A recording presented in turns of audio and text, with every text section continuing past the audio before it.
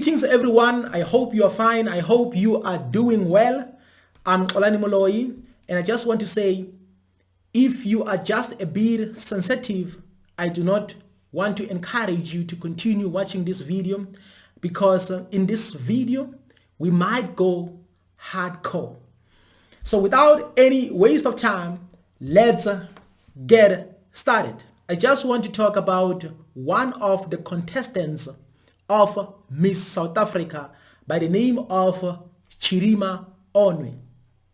Some say her parents, her mother is from South Africa, her father is from Nigeria. Others are saying her mother is from Mozambique and her father is from Nigeria. Others are now saying her mother is from Zimbabwe and her father is a Nigerian, because in most cases, we always want to talk about Zimbabwe. We don't want to finish a topic or any debate without mentioning Zimbabwe. And I don't know why. And I just want to say, I'm not an expert when it comes to who is the best, because in most of the times, I don't follow who is Miss South Africa, who is Miss Africa, who is Miss World, or who is Miss America, and so forth and so forth. So I don't even know what criteria are they using to select these ladies, because according to my perspective, all these ladies are beautiful. All these ladies deserve to be chosen.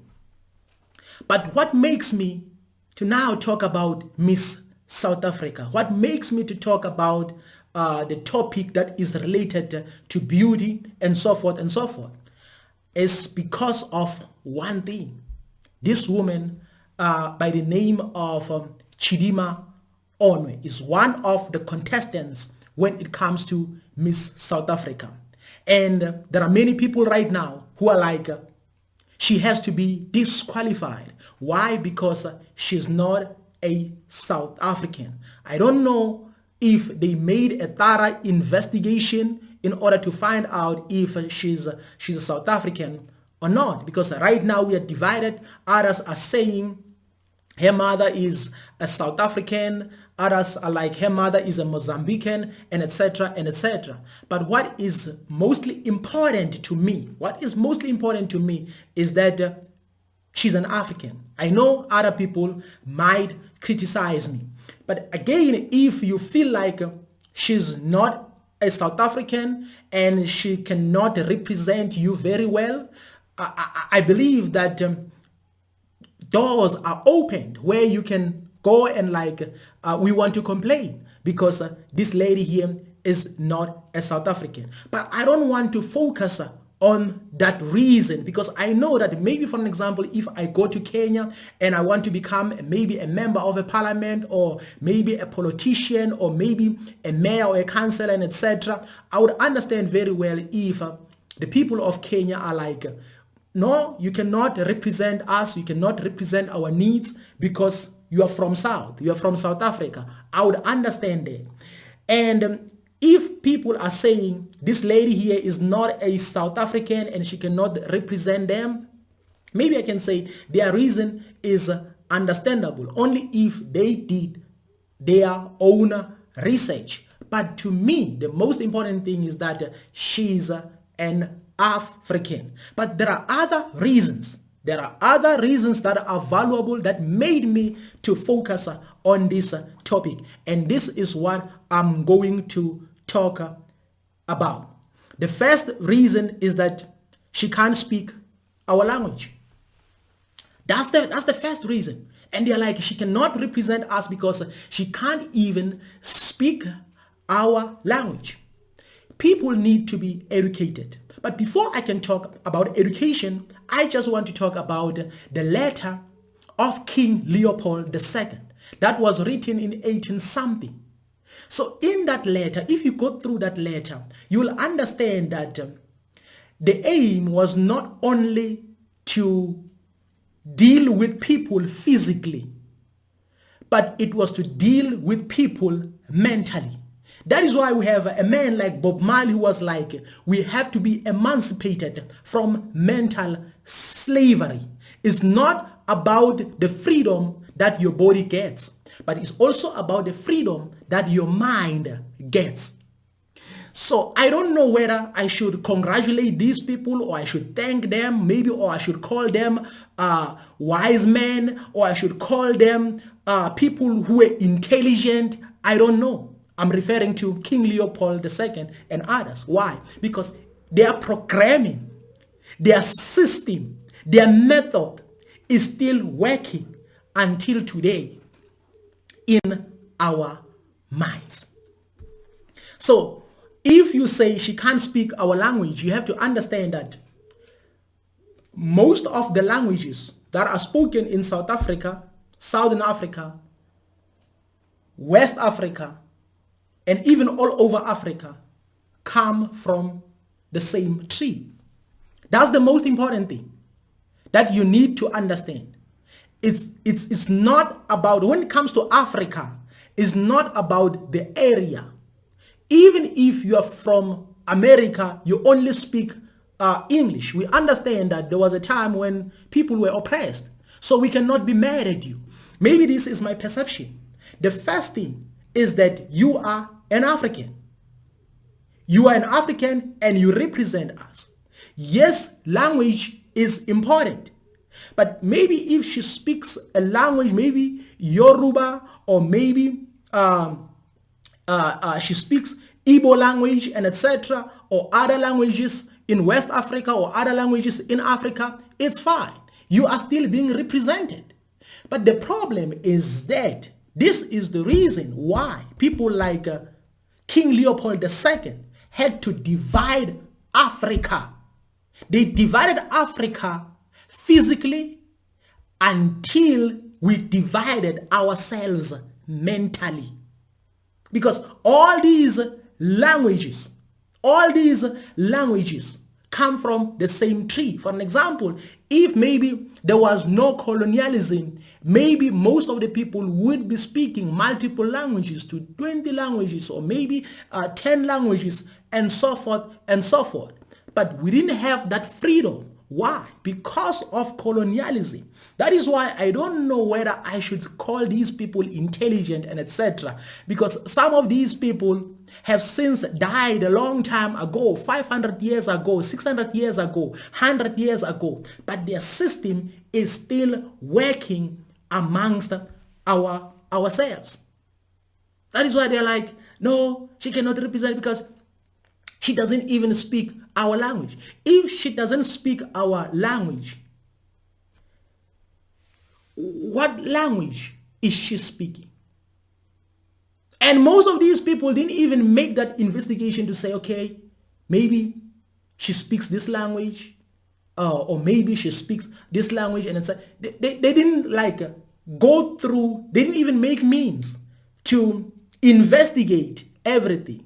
And now they are just coming out, she has to be disqualified. I just want to encourage you to go and download that letter of King Leopold II and understand that letter very, very well. That is why you go to church, you go everywhere, people are programmed. She knows nothing about our culture. This is another reason. They're like, she knows nothing about our culture. This is what they're actually saying. Culture evolves. Even in a small area, you'll find out that people have different lifestyles. And those different lifestyles and their values end up forming what we call culture. And I believe that African culture and African way of doing things come from the same tree. That is why if you go to Nigeria, you'll find people behaving like South Africans, playing certain games like the games that many South Africans are playing whenever they are bored. You'll find them in those countries.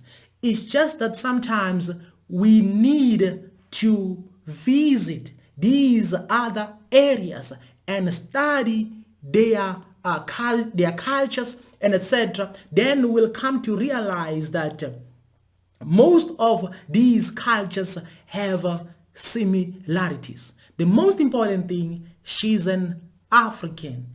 She is representing an African child. Because on the very same photo here, we have multiple ladies from different races, and all of them are beautiful.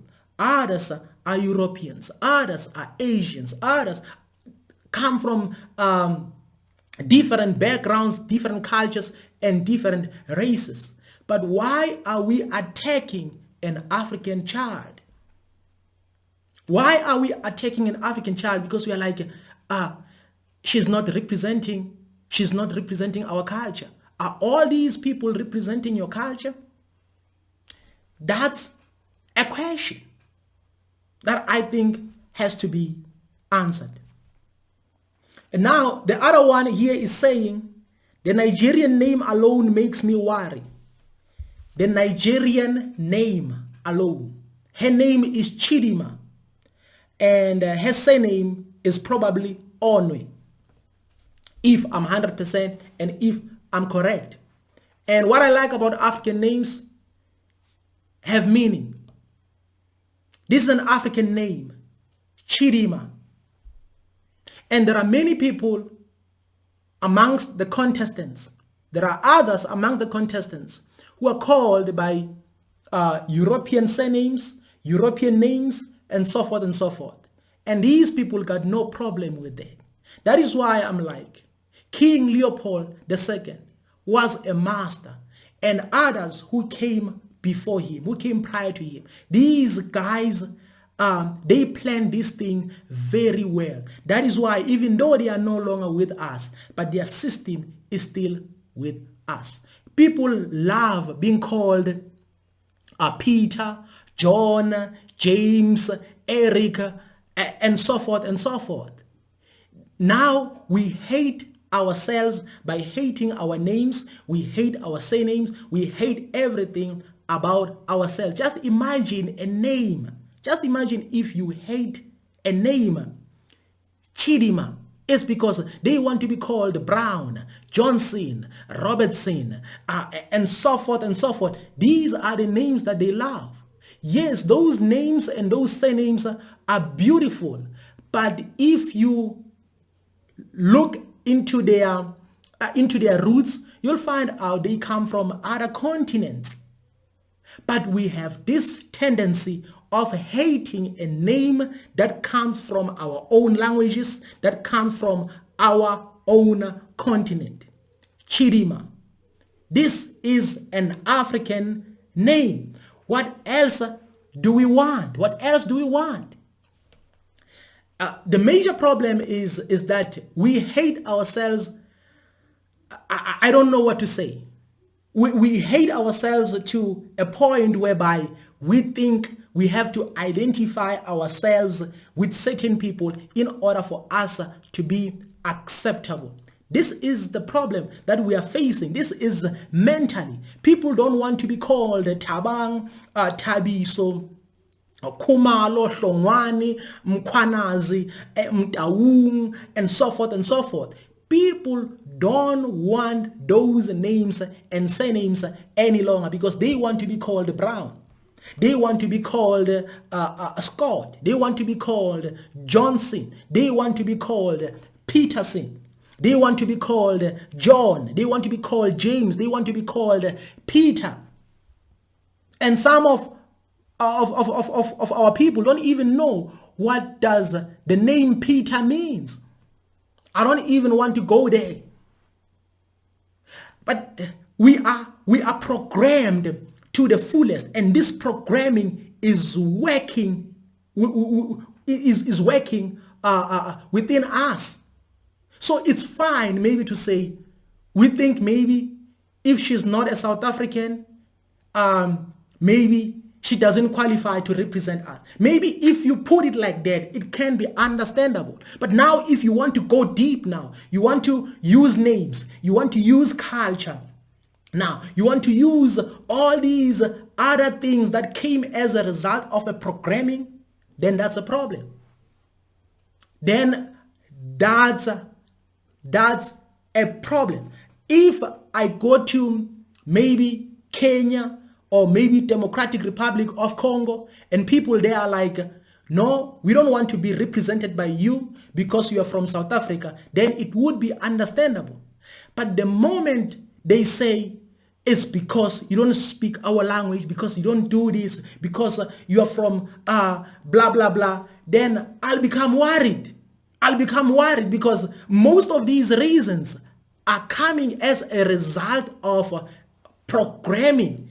They are not valid at all. That is why, to me, this lady is an African. What else do I want? Yes, other ladies are beautiful. I'm not saying she has to win or she's the best. I'm talking about the reasons why they want her disqualified. And now here is another reason. Others are like, she's not even that beautiful. She's not even that beautiful. Why? It's because the programming is too deep. Because in our minds, we think beauty is all about westernizing our bodies. We have to westernize our facial appearance. We have to westernize how we dress. Oh man, this is amazing. People have been westernized mentally. Someone can look like you, but mentally that person might be westernized. This is the criteria many people are using. That is why I don't like following like Miss South Africa and Miss World and etc. Because the criteria that they are using to describe beauty is contrary to the criteria that I'm using. Look at this woman here, Chidima. She's very beautiful. Most of these people who are like, she's not even that beautiful, is because they want her physical appearance to be westernized before she can qualify to be called beautiful. That is why our brothers and sisters, they try by all means to change themselves, how they look, and etc. That is why sometimes you have to cement all your face so that you can suit the standard that is called beauty. I just want to encourage all of you to go and read that letter from King Leopold II. You'll understand that it's not only about religion. I've come to understand that it's not only religious people who are programmed. Most people are programmed. As Mutsuku Peku said, this Africa was divided like a cake. Not only physically, but also mentally. I will appreciate if you can just smash that subscribe button, smash that like button like never before.